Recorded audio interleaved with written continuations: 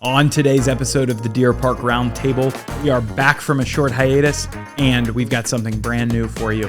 For the first time ever, we've got two guests joining us at once, Mandy Stevens and Lori Jandes. And that's one of the awesome things about working with Lori. When I started, I was relatively new to special education, so I would go to her a lot, mostly for like, how do I do this? What's compliance? And she's like, well, I can take a student on a site visit. I'm like, you can?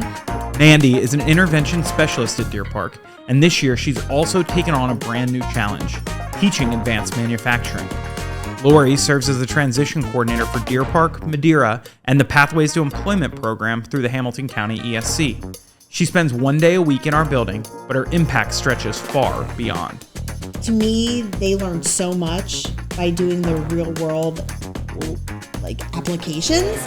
In this episode, we talk about the importance of preparing students for life after high school, the changing landscape of career readiness, and how personal passion drives professional purpose. I was working with students from honors level to intervention courses, and I felt like I wanted to be able to better serve all of my students. This was a great interview with two outstanding educators. So let's get right into it and head to the round table with Lori Jandes and Mandy Stevens. Welcome to the park, where the stories of our incredible staff and faculty go beyond the classroom. From their passions to their personal journeys, we're diving into what makes our Deer Park community truly unique. This podcast isn't just about their roles as educators, it's about who they are as individuals, the lives they lead, and the impact they make both inside and outside of school walls. This is the Deer Park Roundtable.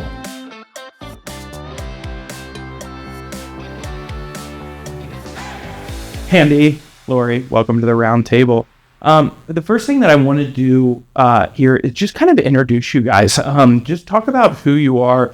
Each just kind of share a little bit about how you got to Deer Park, how you support their students, what you do here. Mandy, start off for us. Sure. I'm an intervention specialist. Yeah. This is my 9th year in Deer Park. Prior to this, I taught English at Coleraine High School, and I taught English for 9 years. I kind of started to develop a passion for working with students with disabilities prior to starting even teaching. I tutored 2 children with autism my senior year of college. So, it was more of a informal, kind of nanny tutor experience with them, and they were just awesome kids and an awesome experience. So when I started teaching English, I was working with students from honors level to intervention courses, and I felt like I wanted to be able to better serve all of my students. So I got my master's in special ed. And eventually at Coleraine, there was an opening for an intervention specialist. So I moved over into that role. And I live over in Blue Ash. I've lived there my whole adult life. So I've driven through Deer Park, had family who lived in Deer Park. Yeah. It's a great community. And when I saw an opening for an intervention specialist, I'm like, I'll apply close to home, be able to be more involved in the school and being close and activities and things. So I applied, and here I am, 9 years later. Lori, you're a little different. You're actually the first person on our show so far who is not a full-time employee of Deer Park. You actually work for Hamilton County. Can you just tell me a little bit about that, how you ended up here in Deer Park once a week, and what you kind of how you service our kids? Well, I've been at Deer Park since 2013, but like you said, I'm part-time, and so not everybody knows who I am. Yeah. But I work, my official role is transition coordinator, and Deer Park contracts with Hamilton County ESC for my services. And I primarily work with students with disabilities and some 504 students, depending on what they need. But my role in the district is to help families and teachers transition students into the adult world. So, and that is different for every student. Yeah. And we just kind of work as a team. And Mandy and I have been working really close since she's been here. And it's been really well. One thing that's unique about what you do is you actually work in several different districts too. How do you balance that out of kind of seeing different kids and really understanding every kid that you're around? Well, I do work for Pathways to Employment, Yeah. which is 18 to 22-year-olds that have needed extended education. And then I also work at Madeira High School and middle school. And basically it just, I don't know, every student is different. Yeah. And so when people ask me, like, how would you do things or what would you suggest, I really have to get to know their circumstances in order to better recommend what to do. So I try to get to know the students and the culture and what the parents want and foresee for their student. That's awesome. Mandy, you have kind of taken on a new role this year as well. Not in a new space, on top of your other role. Tell me a little bit about taking on the advanced manufacturing program, how that came to be, and what you found so far. Obviously, it's very new at this point, but what's that been like for you? Yeah, it has been an awesome adventure for sure. Yeah, it is an amazing program. So it all came about last school year. I was talking to Mandy about how we can kind of enhance career-based learning and how I can support in that, because I've worked really closely with Lori to do some great things for our students with disabilities, and I feel like we can expand that. So we just kind of got to talking, and she was talking about the grant that they received for the manufacturing program, and I was like, hey, what about me co-teaching in there? Just to kind of make sure with my area of expertise that all students are finding success. So if we find that something in the curriculum is difficult for them, I can kind of help adapt that or make that accessible to them. So really to make it accessible to every student, and how can we help with that? So that's how it started. I was co-teaching, and this year I kind of landed in more of the instructor role in there, and it has been awesome. The students are so bright because the curriculum is online, so I'm learning along with them. I'm facilitating a lot of the actual knowledge of manufacturing, but the hands-on equipment is great, and sometimes I will get to a point where I'm like, okay, I'm frustrated, the directions aren't working, and a student will come in and be like, oh, you just have to do this, Mrs. Stevens. I'm like, yes.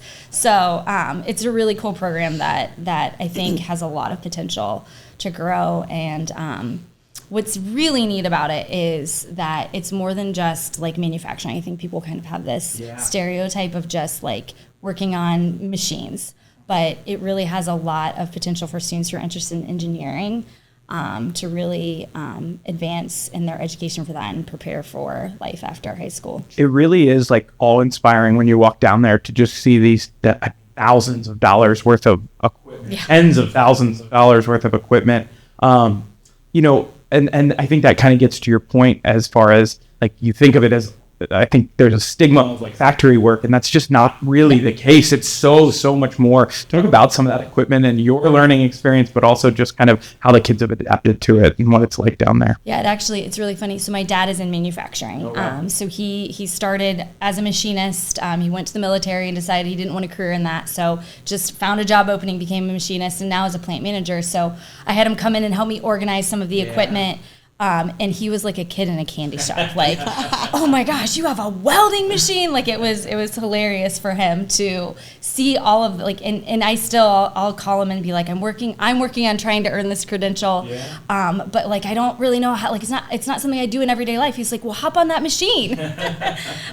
So one of the coolest things that I think that the students really seem to like is the AC/DC electricity. So they're learning about electrical circuits, and it's very like, you learn about how electricity flows, and it has to be a closed circuit, and then they go to the machine and they use the leads to create a circuit, and they turn a light bulb on, or they make the fan go. So it's very like, I am seeing in real life my learning, which is very neat. That's very cool.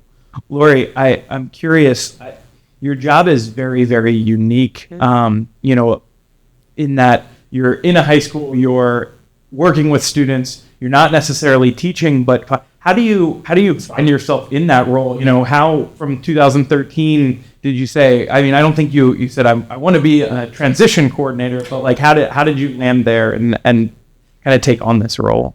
Actually, I knew I wanted to transition. Oh wow! Okay, there we go. Well, I started teaching special education in the year 2000, so I'm dating myself. But and as my career evolved, I became probably, I think my fourth year, no, my third year, I ended up being at Princeton in the multiple disabilities room. And we did a lot of functional life skills and work skills curriculum. And we took students out into the community, working at work sites. I helped manage job coaches at the time. And I just loved it. Yeah. Like, it just, to me, they learned so much by doing the real world, like, applications and being out in the community than for us to do things in the classroom. And that's where the passion kind of started. Yeah. And then when I fast forward, I got my current job as the transition coordinator. They already had a certain districts that I was already needed to go into for contracts. And it's kind of evolved from there. Like, when I first came, there wasn't a whole lot of concentration on transition. And as the years progressed, we really have focused in on teaching soft skills, getting students out in the community, encouraging connection with outside agencies to develop job skills. So, and they say that the earlier they start, the more successful they will be after high school. Yeah. That has to be rewarding, just in seeing kids, finish up, and maybe when they start, they have no idea what their plan is, what they're going to do. I have to imagine that's really rewarding to kind of see them come out and flourish and do great in the real world. Yeah, it is. I mean, Mandy and I worked with one student that really, really wanted to be an educational assistant. Yeah. And we worked really hard on giving all the experiences, shadows, and he went on work experience, graduated, worked in a daycare. Now he's an educational assistant. So I think our hard work paid off. For sure. That's fantastic. And his. Yeah. Oh, yeah, for sure. And that's one of the awesome things about working with Lori. When I started, I was relatively new to special education. So I would go to her a lot, mostly for like, how do I do this? What's compliance? And she's like, well, I can take a student on a site visit. I'm like, you can. So then it really evolved into, I think we started getting students to do work study placements and really just grow what we did together to so students could have those real world career-based learning experiences. And it was really rewarding. That's awesome. Yeah. All right.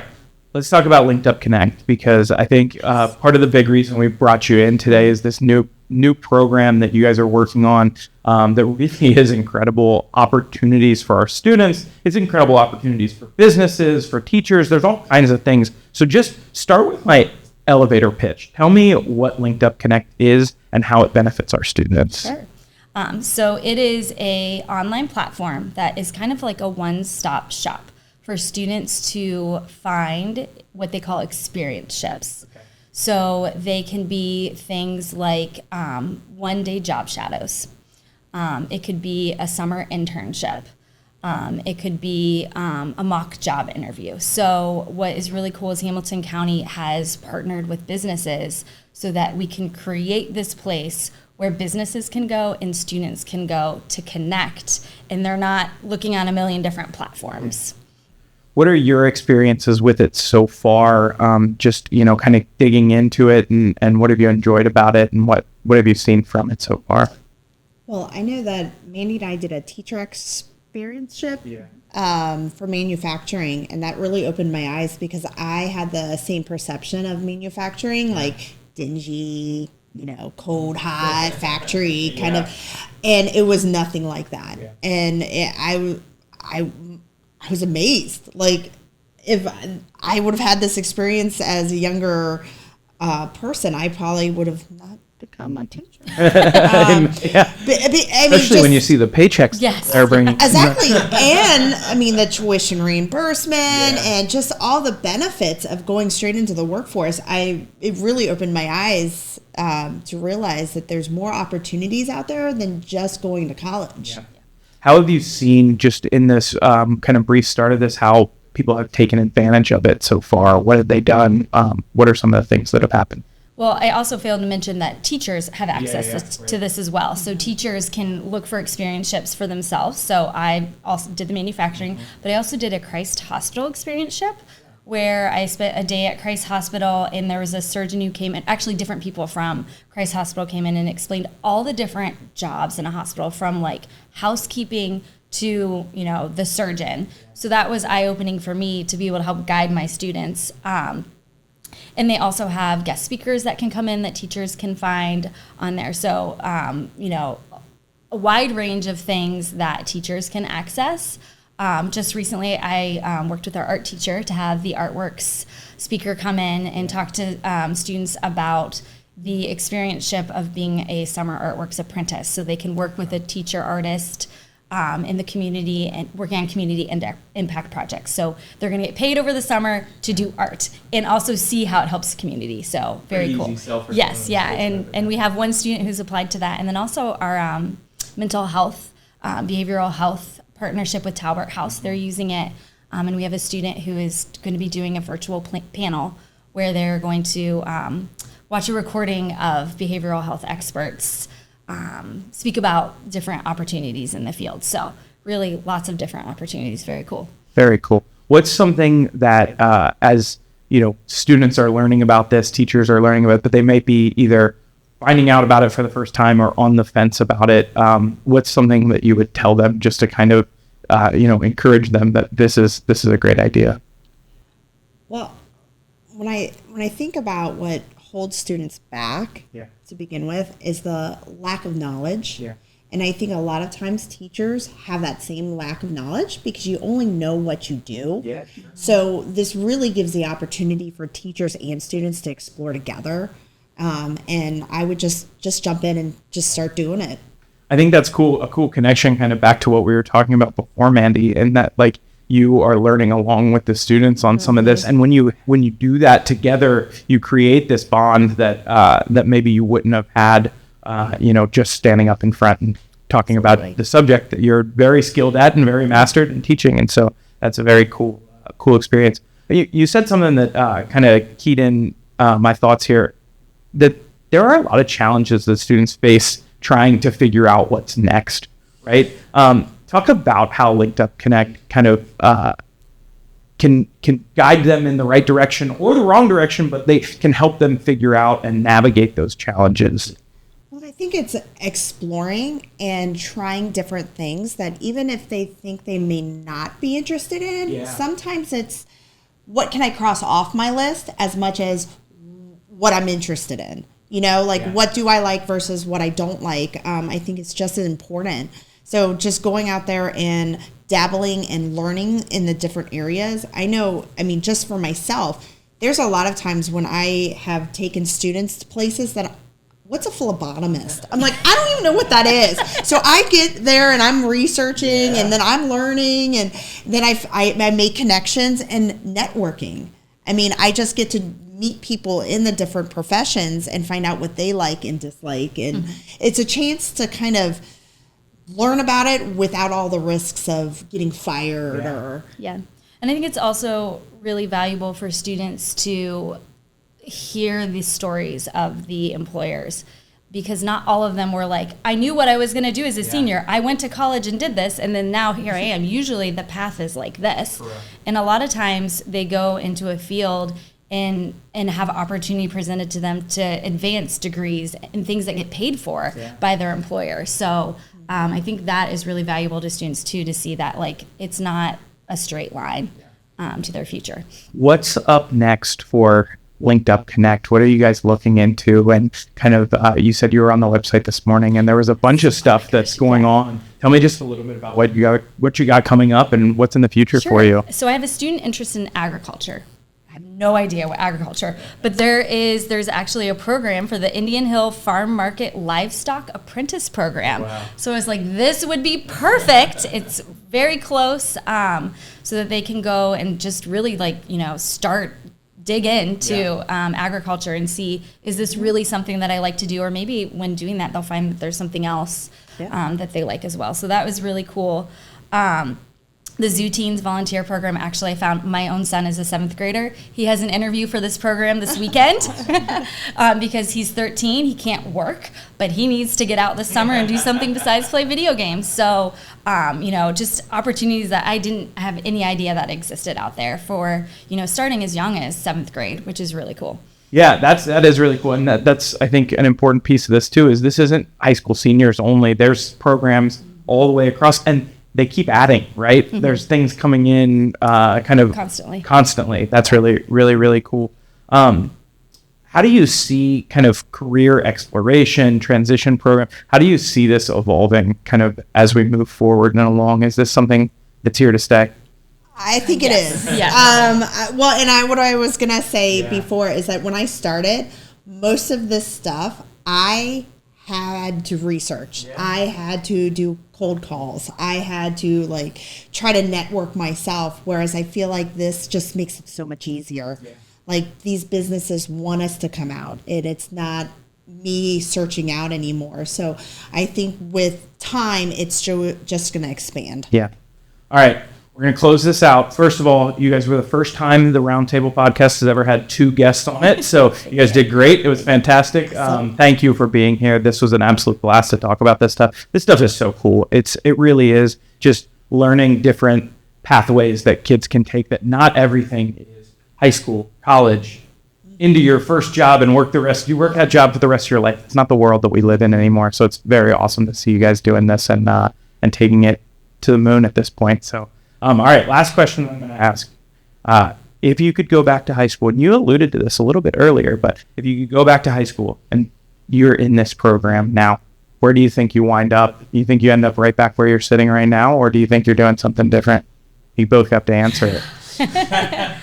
I was interested in healthcare when I was in high school. But I don't do so well with blood. So it was it was automatic, doors closed for you.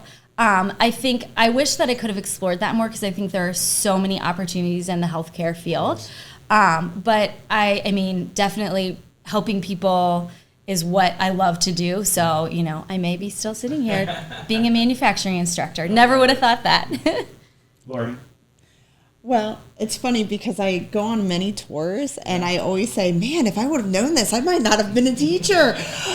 But all the assessments I take for career assessments always lead me back to teaching. Back to where you are. So I'm always like, well, would I? I don't know.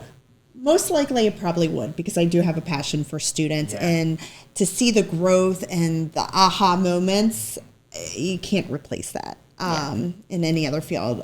But I will say, probably if I had to pick one, maybe technology, working with computers, because they have always intrigued me. I enjoy to do it, but computers were just coming out when I was coming out of high school. So that's probably what. Awesome. Well, thank you guys so much for doing this and being here. Thank you for all you do for Deer Park, and we appreciate you guys, and that's it.